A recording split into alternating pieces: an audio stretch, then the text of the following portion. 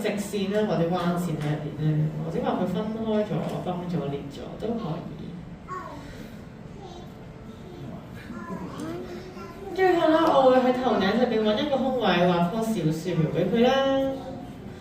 係啦，你中意畫花或者畫其他嘢都可以嘅，冇乜所謂。咁小樹苗好簡單嘅啫，一條直線加兩個橢圓形就係小樹苗啦。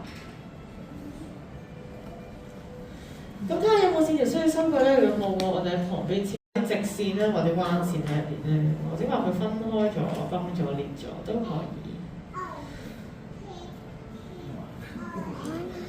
最後啦，我會喺頭頂上邊揾一個空位，畫棵小樹苗俾佢啦。係啦，你中意畫花或者畫其他嘢都可以嘅，冇乜所謂。咁小樹苗好簡單嘅啫，一條直線加兩個橢圓形就係小樹苗啦。咁睇下有冇線條需要修改咧？如果冇喎，我哋喺旁邊設